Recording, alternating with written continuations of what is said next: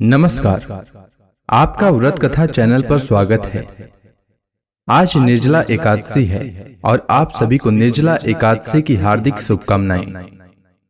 आज मैं आपके लिए निर्जला एकादशी व्रत कथा लेकर आया हूं, तो आइए सुनते हैं निर्जला एकादशी व्रत कथा। महाभारत काल की बात है।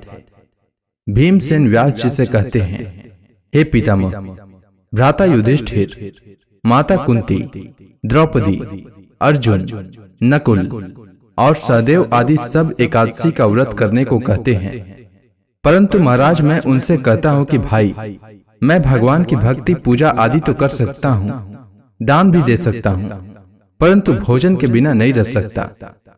इस पर व्यास जी कहने लगे कि हे भीमसेन, यदि तुम नरक को बुरा और स्वर्ग को अच्छा समझते हो तो प्रति मास की दोनों एकादशियों को अन्न मत खाया करो।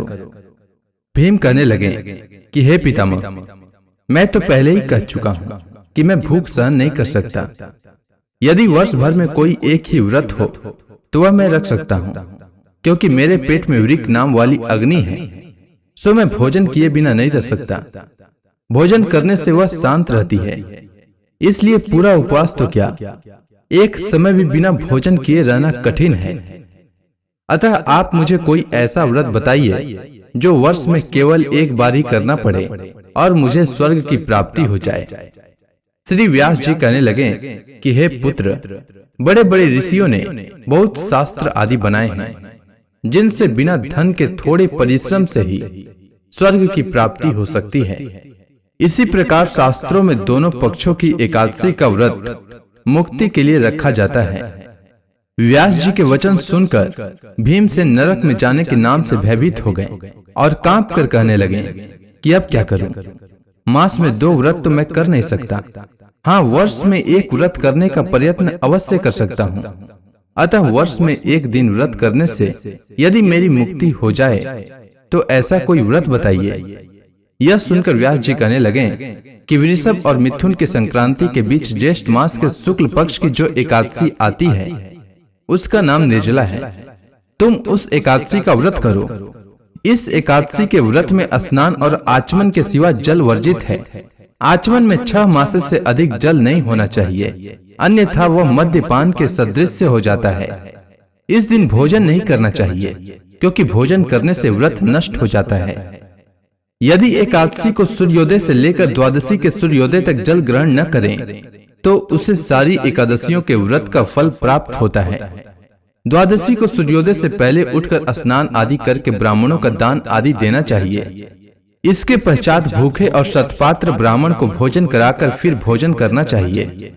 इसका फल पूरे 1 वर्ष की संपूर्ण एकादशियों के बराबर होता है।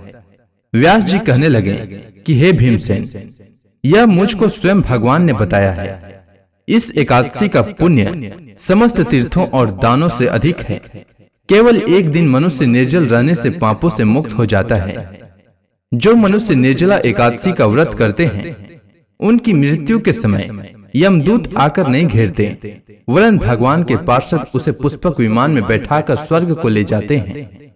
अतः संसार में सबसे श्रेष्ठ निर्जला एकादशी का व्रत है, इसीलिए यत्न के साथ इस व्रत को करना चाहिए। उस दिन ओम नमो भगवते वासुदेवाय मंत्र का उच्चारण करना चाहिए और गोदान करना चाहिए। इस प्रकार व्यास जी की आज्ञा अनुसार भीमसेन ने इस व्रत को किया। इसीलिए इस एकादशी को भीमसेनी या पांडव एकादशी भी कहते हैं। निर्जला व्रत करने से पूर्व भगवान से प्रार्थना करें कि हे भगवान, आज मैं निर्जला व्रत कर रहा हूँ, दूसरे दिन भोजन करूंगा। मैं इस व्रत को श्रद्धा पूर्वक करूंगा, अतः आपकी कृपा से मेरे सब पाप नष्ट हो जाएं।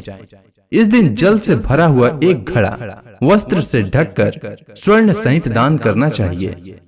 जो मनुष्य इस व्रत को करते हैं उनको करोड़ों पल सोने के दान का फल मिलता है, और जो इस दिन यज्ञ आदि करते हैं उनका फल तो वर्णन ही नहीं किया जा सकता। इस एकादशी के व्रत से मनुष्य विष्णु लोक को प्राप्त होता है। जो मनुष्य इस दिन अन्न खाते हैं वे चंडाल के समान हैं, वे अंत में नरक में जाते हैं। जिसने निर्जला एकादशी का व्रत किया है वह चाहे ब्रह्म हत्यारा हो, मद्यपान करता हो, चोरी की हो, या गुरु के साथ द्वेष किया हो, मगर इस दिन वह भगवान हरि के शरण में जाकर अपनी गलतियों के लिए क्षमा याचना करे और इस व्रत को करे, तो इस व्रत के प्रभाव से उसे भी स्वर्ग की प्राप्ति होती है। हे कुंती पुत्र, जो पुरुष या स्त्री श्रद्धा पूर्वक इस व्रत को करते हैं, उन्हें प्रथम भगवान का पूजन, फिर गौदान, फिर ब्राह्मणों को मिष्ठान या दक्षिणा देनी चाहिए तथा जल से भरे कलश का दान अवश्य करना चाहिए। निर्जला के दिन अन्न, वस्त्र, उपाहन आदि का दान भी करना चाहिए। तो इसी के साथ निर्जला एकादशी व्रत की कथा समाप्त होती है। जो मनुष्य भक्ति पूर्वक इस कथा को सुनते हैं, उन्हें निश्चय ही स्वर्ग की प्राप्ति होती है।